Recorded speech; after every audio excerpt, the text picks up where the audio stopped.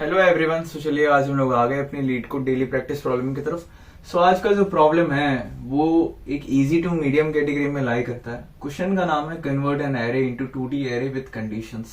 ठीक है, I hope आपने ये क्वेश्चन पढ़ा होगा और मैं बता देता हूँ ये क्वेश्चन क्या कहता है। आपको एक नम्स एरे नाम का एक 1D एरे दिया है, उससे आपको कन्वर्ट करना है 2D एरे में और उस 2D एरे में कुछ कंडीशंस होनी चाहिए। पहला कंडीशन बोलता है कि जितने भी एलिमेंट है 2D एरे के वो आपको 1D एरे से डिराइव करना है। जी हाँ। दूसरा कहता है कि आपके हर एक रो में जितने भी एलिमेंट्स हो, जो भी एलिमेंट्स को आप डाल रहे हो वो सारे डिस्टिंक्ट होने चाहिए। ठीक है, एक भी डुप्लीकेट नहीं होना चाहिए। फाइन। और तीसरा कहता है कि आप ट्राई करना कि आपका जो रो है वो मिनिमाइज हो जाए आपके 2D एरे के। इसका क्या मतलब है, हम एक एक रो में इतने ज्यादा एलिमेंट्स भर देंगे, ज्यादा से ज्यादा एलिमेंट्स भरने का ट्राई करेंगे जिससे हमारे रो काउंट कम हो जाएगा। यही क्वेश्चन कहता है। अब देखते हैं इसे हम कैसे कर सकते हैं। ठीक है, तो यार देखो, पहली बात तो कंस्ट्रेंट भी जरा देख लेते हैं। कंस्ट्रेंट जा रहा है 10⁻² तक। इसका क्या मतलब है, 10⁻² तक जा रहा है मतलब हम ON क्यूब तक तो आराम से खेल सकते हैं। मतलब आप 3 लूप तक मैक्स जा सकते हो। ठीक है, 3 लूप तक जाने की जरूरत पड़ेगी नहीं। मैं ना आपको पहले दिखाता हूं कि इधर से आंसर कैसे बनाते हैं, उसके बाद तो कोड आप खुद ही कर लोगे अगर एक बार चीजें लॉजिक क्लियर हो गई। हम क्या कर सकते हैं बताओ, हम कैसे जा सकते हैं। हम ऐसे जा सकते हैं कि सबसे पहले तो हम चेक करते रहें। एक जैसे बॉडीगार्ड को रख लिया, हमेशा वो चेक करता रहेगा कि ये एलिमेंट, ये इंडेक्स का एलिमेंट हमारे 2D एरे में है या नहीं है। ऐसा कुछ रखिए जो हमेशा चेक करेगा।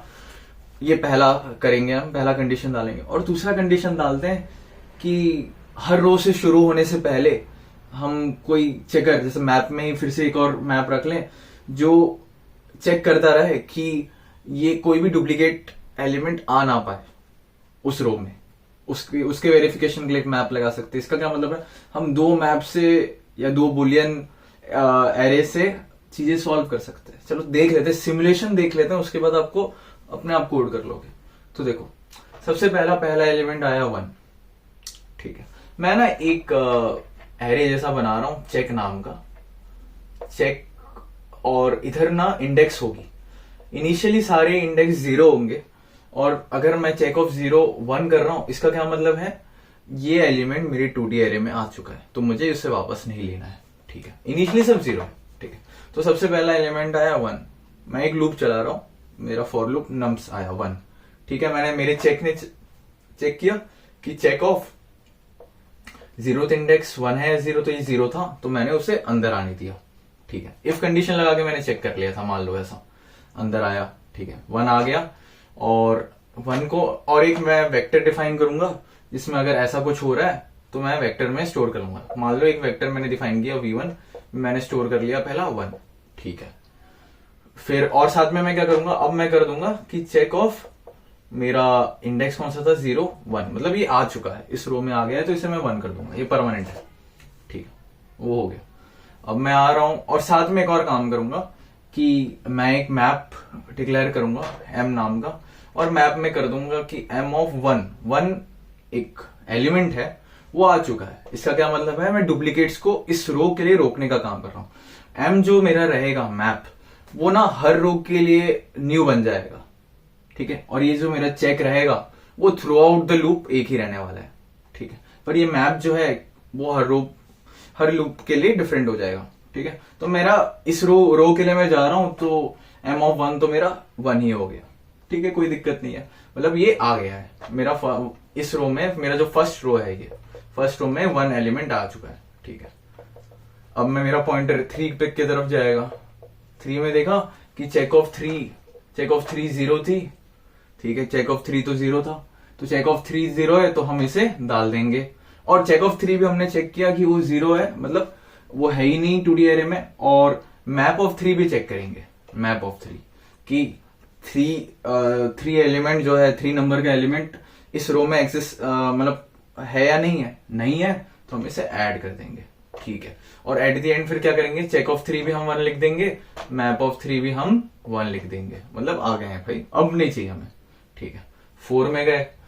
4 में जब गया पॉइंटर तो चेक ऑफ 4 हमने देखा वो भी 0 था क्योंकि वो आया ही नहीं है 2D एरे में आया ही नहीं है 4 तब हम और अंदर गए, फिर हमने देखा कि 4 एलिमेंट जो है, 4 नंबर का एलिमेंट इस रो में एग्जिस्ट करता है, नहीं जी, तो ऐड कर दो। ठीक है, कर गया।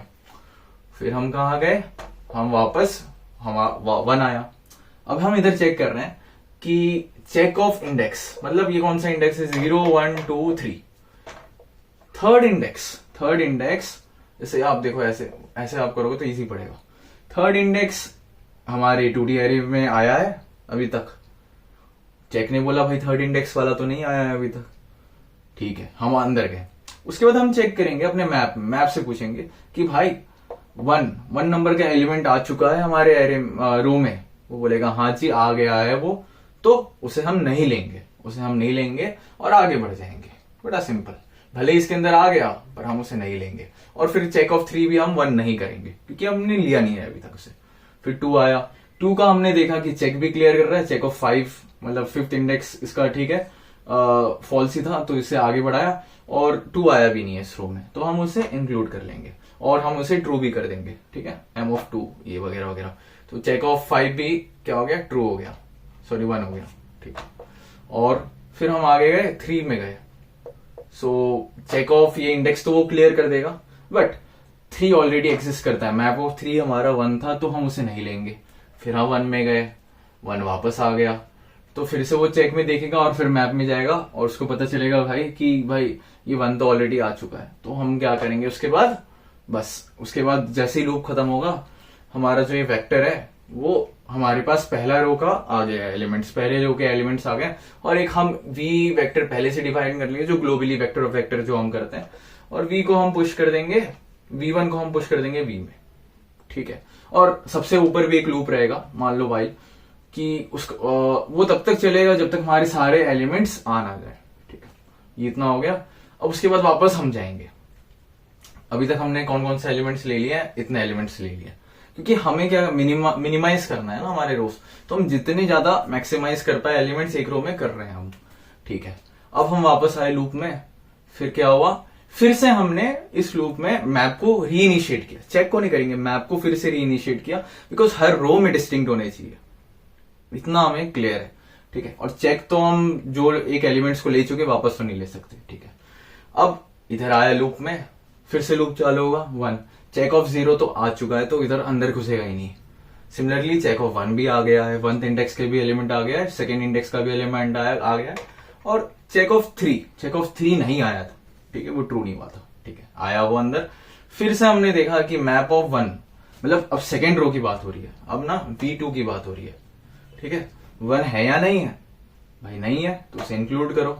ठीक है जी, फिर हमने देखा चेक ऑफ 5, तो भाई वो तो 2D एरे में आ गए। 3 में गए कि भाई 3 इंक्लूड है नहीं है। पहले तो मैंने m of 1 वापस मेरा 1 हो गया, और 3 नहीं आया अभी तक इस रो में, तो 3 हमने डाल दिया।